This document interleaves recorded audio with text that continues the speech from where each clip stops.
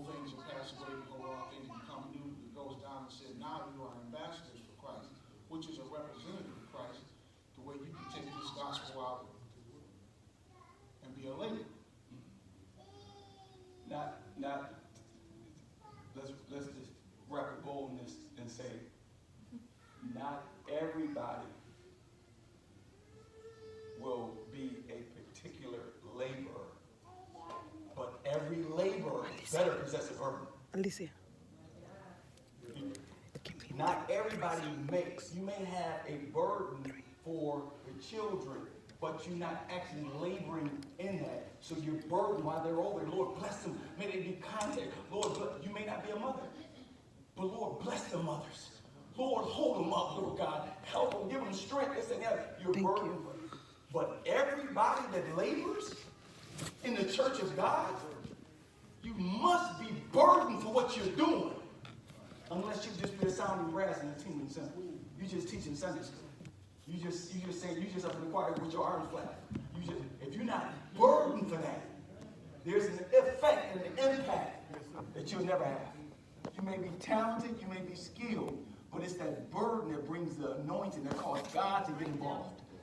That brings that anointing that actually makes the long-term impact. So, Brother Tim, I would just say that everybody may not be a particular laborer, but they could have a burden for that area. But everybody that's laboring should have a burden before they go and labor in that field. Sister Roz, bring the mic to Sister Roz and Sister Ellen. Oh, I'm sorry. Brother Lee, I was thinking that some people have the burden, they possess the burden, but they don't have the wherewithal to actually go out and labor in the fields. And I remember a saint once said, I'm not able to go to the meeting, but I'm going to pray for those that are going.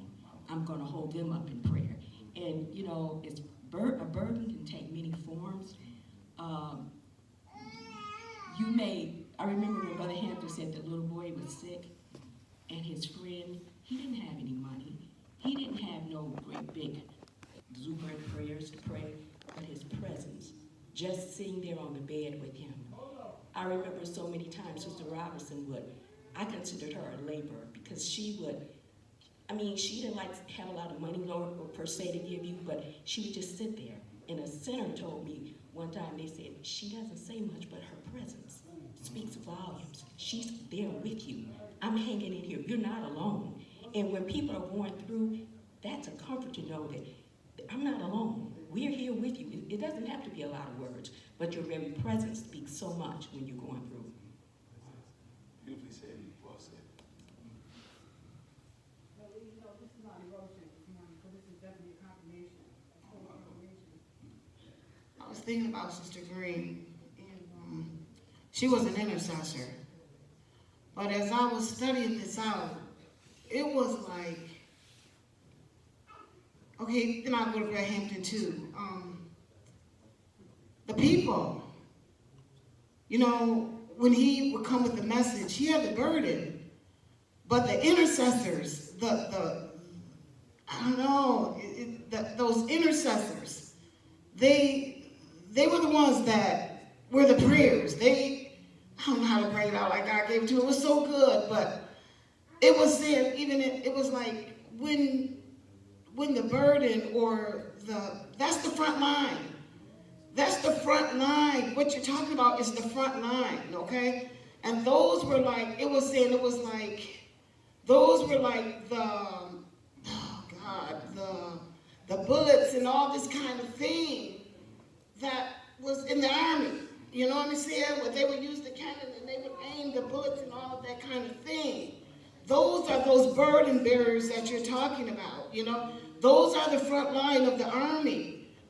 Sister Green, you know, so many times we talk about Sister Green and we say, you know, we remember that she didn't sleep in her bed, but she was way more than that.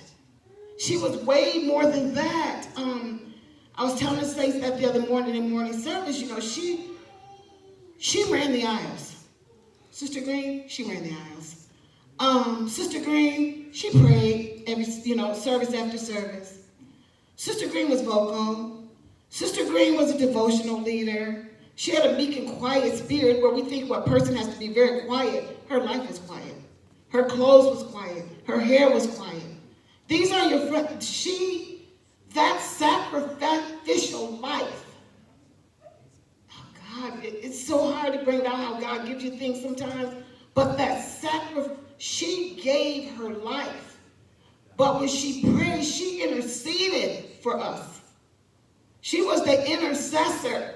We're the intercessors for the pastor or Brother Lee. You understand? When he goes to pray for someone, don't you know that God drops him on your heart? We're at home minding your own business. God say, get up and go pray for him. I don't know what he's going through. You get up now. Then you might say, well, I'm going to wait 5 or 10 minutes and then I'm doing something. No. Get up and pray for him. God said, go pray. Because when you go back in 10 or 15 minutes, you've lost something that God would have given you through prayer for him. This thing is more serious than you can realize. You understand? But those what you're talking about, the burden barriers, that's the front line of the church of God. Those are your discerners. That's the army. And they hear it. They see it. They bear the burden of it. When Sister Lisa said that the other night, it was like something dropped. Get up in the night. Get up. Get up. You washing your hair, you brushing your teeth in the morning, she come, stop. Lord, help her. That's God that's giving you that. That's God. That's the burden of this thing. If we lose it, and it's like you say, it doesn't have to be, it's so much, our pages of it. But it's just God. It's just the burden of this thing. The Church of God is operated through the burdens. We're operating through the burdens of the people. And it's not no one particular person. It would be times when I would be there in her house and she, people would come in, like I was telling the saints the other morning, her house was like a revolving door, Brother Lee. You know what I'm saying? These was coming 2, 3, and 4 o'clock when, Sister Green, can we come pray with you? She was an intercessor. She carried the burden of this thing. She helped Brother Hampton up. She went to the meeting sick to hold him up. But if you kill the front line, see, that's what God showed me. If you get rid of the front line, the burden bearers here, or the intercessors, if you can get rid of them, then you operate yourself. Because that's who's holding the church. And you got that, sometimes you have that one way over in the corner somewhere. And they praying, Lord, don't let her fall. Lord, don't let her fall. She's just coming back. Lord, she's just coming back. Let her wings take root, God. It may not be your friend. That's why we have to respect each other. And God will give the burden to whoever he wants to give it to. And when he says stop, he showed me. When I tell you stop. You sleep, he wake you up, he shakes you. It's like, okay, I'm so tired. Get up, he got to tell you something. Go pray for somebody. This is more serious. This is my devotion. So you're right. Yeah, this is good. My God. Remember when we got saved, it was about a whole bunch of us that got saved. They wanted to preach the message. Into the fellowship meeting, they said, come down. And afterwards, every service, we heard the saints call our name out. We sit there, and they would just pray, brother. Lord, hold him up. New converts, praying for us. Even at home, we felt the prayers. They possessed a burden for us. Let's look at some of the burdens that Jesus possessed. Go to Romans 8. 34. Possessing a burden. Romans 8, 34.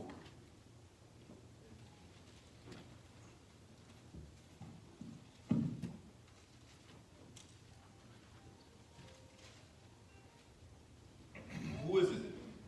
Who is he that condemneth? It is Christ that died, yea, rather, that is risen again. Who is even at the right hand of God, who also makes intercessions for us. So here you got Jesus. He's possessing a burden, making intercession. Saying that's encouraging. Jesus got a burden for us. He got a burden for you. Lord, give her strength. When you have a burden, God will give you, oh, thank you, Holy Ghost. When you possess a burden for somebody or something, God will give you special divine insight into that situation that's deeper than the average person see it. That's right. So you'll know how to pray. If you possess a burden, perhaps like a mother, you begin to get that burden. With that burden will come revelations, and Lord, God will begin to tell you, okay, those children back to back has become a lot on her. Or this right. Whatever God will begin, you got a burden, like you said, from Mo, Brother Hampton. God begin, hold on, that's affecting them. Hold on. They coming at Brother Hampton. Hold on, he didn't even say nothing. Brother Hampton didn't even tell you anything. But you said, hold on. Sister Greenwood comes up back. He said, and it was such, she had possessed such a burden. He said many times, I don't even have to tell her. She said, brother, one time she said, Brother Hampton said, listen, Sister Greenwood, she said, I see it. She got it. All right. God did it. Her burden, when you possess a burden like that, God will begin to give you revelations and insights. So here, Jesus, it said, think about what he said. He possessing a burden. It said, he's making intercessions. How you know what I need help with? He got a burden for you. He know how the devil trying to come with this. He's trying to discourage sister so-and-so. He's trying to bring doubt. He's trying to bring accusations. He's trying to bring this, trying to get you separated from him. God said, don't let that separate you and her. Don't do it. I see it right now. Trust God with that. God, he's trying to come to you with unbelief. Jesus knows exactly how to make intercession because he's got a burden for you. When you got a burden, you got a real burden. Let's look over to Hebrews 7:25. Amen. When you got a real burden, you'll know how to pray. Jesus has a burden for the saints of God. Hebrews 7:25. Wherefore he is able also to save them to the uttermost that come unto God by him, seeing he ever liveth to make intercessions for them. Hold on, who's he talking about there? Read that again. Wherefore he is able also to save them to the uttermost. Save them to the uttermost. They're not saved. They need to be to the uttermost. How they cracked out. Save them. They messing around with boys and girls. We can save them too. They got tattoos all over their body. We can save them too. They smoke weed all day every week. God is able to save them too. We don't have to give up on nobody because God is able to save to the uttermost. Amen. Come on and read. Wherefore he is able also to save them to the uttermost that come unto God by him, seeing he ever liveth to make intercessions for them. So he said, he ever liveth to make intercessions for them, those that aren't. So here, he has a burden for the unsaved. Line this up, Jeremiah 31:15. So we have to have the burden of Christ. He's burdened for the saints. Lord, give us a burden for the saints of God. I am my brother's keeper. Amen. Lord, give me an understanding of what they're going through. I don't want to be a burden to that saint. I want to help carry their burden. Sometimes we got to pray that. Say, Lord, help me not to be a burden to them. Don't let me do anything that will cause them heaviness or heartache. Give me wisdom. Teach me, Lord. But also help me to carry their burden. Jeremiah 31:15. So Jesus also had a burden for those who aren't saved, to save them to the uttermost, completely save them. Come on and read. Jeremiah 31:15. Thus saith the Lord, a voice was heard in Ramah, lamentation and bitter weeping. Bitter weeping, lamentation, deep sorrow, bitter weeping. Come on. That's what a burden to do to you. A real burden. A real burden. Not just a parent was just saying, you just saying your children's name. But God gives you a real burden. Weeping, bitter weeping. Come on. Rahel weeping for her children. Rahel, I'm sorry, go ahead. Rahel weeping for her children. Refused to be comforted for her children. Yep. Because they were not. A burden will cause you to refuse to be comforted. Hold on, my children out there. That's why it's saying some people won't be impacted unless your burden gets deep enough. Some of them out there, they want to come. Today, we had Bible study today with one of the saints' children, unsaved, one-on-one, during the day here. Wrote letters about how they want to be saved. Deep, and this and the other. But I'm like, Lord, it's several calling, but we want to come, we want to be saved. Even at the funeral yesterday, it's probably 12 to 15 people said they'll be here Sunday. Man, I heard about this church. And I appreciate even the saints coming in. Like they was talking about Sister Roz was talking about Sister Robinson, present. Man, how you think I'm sitting up in here with all these people up in here Don't look too churched. And, you know, some folks ain't really church. Make it up. Yeah, mama will cuss us out, but she love it. I'm like, hold on, well, you talking about that? You want to make a person in there? You want to make them look good? They talking about their mama. I'm like, oh Lord, please. I hope that maybe the last minute she got saved in between customers. But anyway, so I'm seeing all these people looking in the church of God like that. I'm like, hold on, how am I going to preach this? How am I going to wrap this sermon around? And next time I see one saint after another. One saint after another walking in. I said, hold on, whoa. Okay, glory be to God. Amen. And after the service, my God, they said, hold on, we're going to be here Sunday. We're going to be. And you know what, saints? Brother Hampton is such a burden for the community. Let this encourage you. One of the gentlemen, he'd been coming. And after the funeral, he said, I'm going to be here from now. He said, I got deeply hurt by a local ministry. And I almost lost my faith. Amen.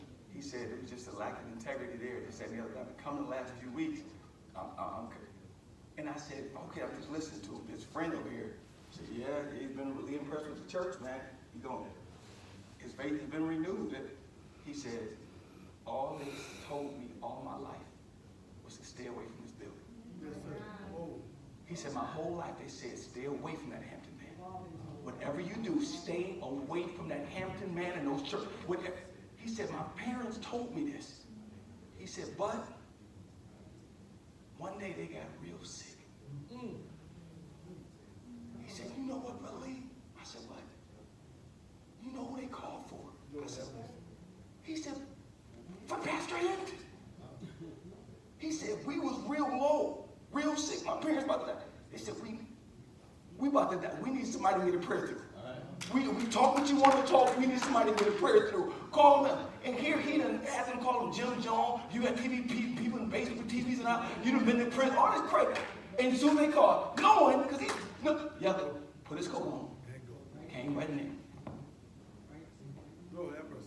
And I almost felt heavy, because I'm like, the burden he had, even though you talk about me. Yes, sir. I still got a burden for this community. And I'm sitting there like, now, here their son is, 50-something years old, declaring himself yesterday. And I'm like, and Brother Hampton, man. Yes, sir. I said, the burden he carries still yielding fruit. Yes, sir. What type of man?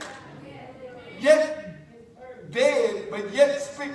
I said, this brother's burden so heavy, is still yielding fruit after he's gone. That's why it said in eternity, you go to paradise, but on the great judgment. Why? Because your rewards are still adding up. So here it said that she had a burden. And in closing, go to 1 Peter 2:21. 1 Peter 2:21. So Jesus had a burden for the saints. We want to help Jesus carry that burden. Jesus had a burden for the lost. We want to help Jesus carry that burden and his ultimate burden. 1 Peter 2:21. For even hereunto were you called, because Christ also suffered for us, leaving us an example that you should follow his steps. Mm-hmm. Who did no sin. He didn't sin, so you're not following those steps. If you're out there sinning, come on and read. Neither was guile found in his mouth. Come on. For when he was reviled not again. My Lord, read. When he suffered, he threatened not. Come on. But committed himself to him that judgeth righteously. Yes, sir, read. Who his own self bare our sins in his own body on the tree. He that we bore our sins in the body on the tree. Come on and read. That we, being dead to sins, should live unto righteousness, by whose stripes you were healed.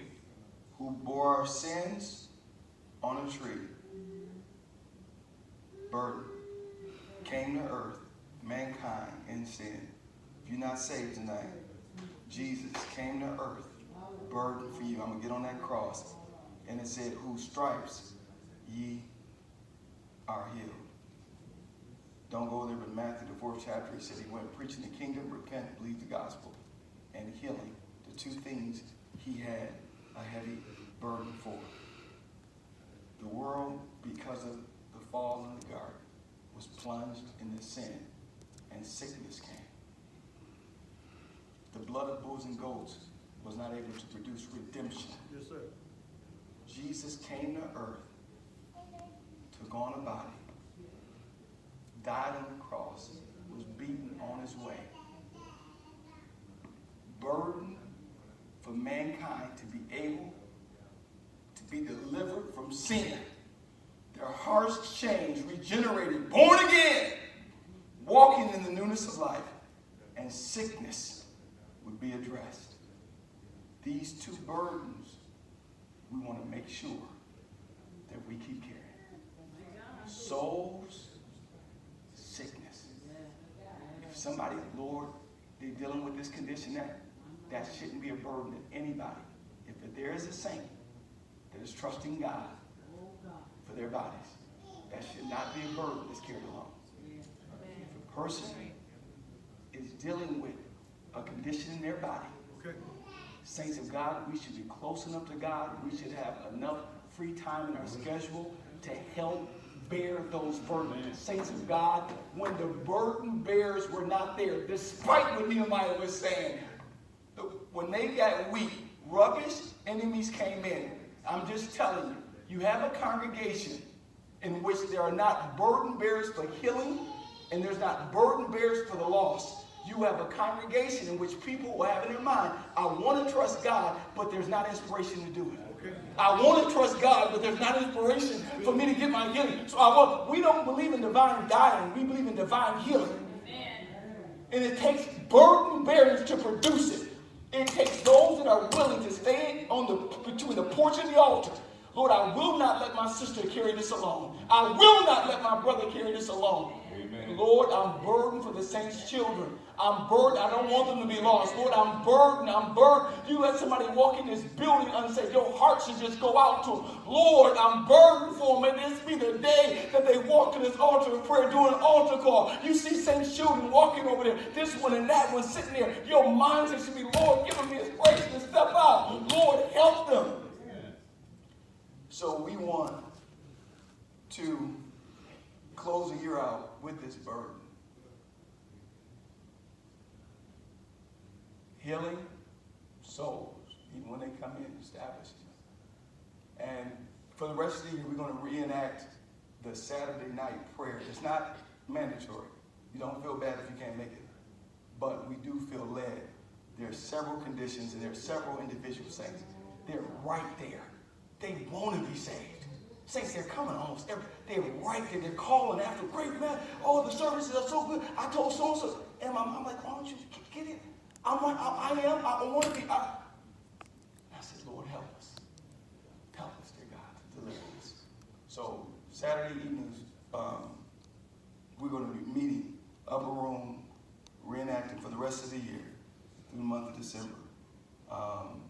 Really, with the focus, if you got afflictions, bring them. If you got souls you're burdened for, come and express them. And we're just going to just spend time in prayer. Just spend time in prayer that these healings ended in the year. Lord, some of these cases we want to be done. We want to be done. And Lord, some of these souls that are right there, we want to see them burned. Amen. So be praying for that. Those with the burden to help out with that, we greatly appreciate it.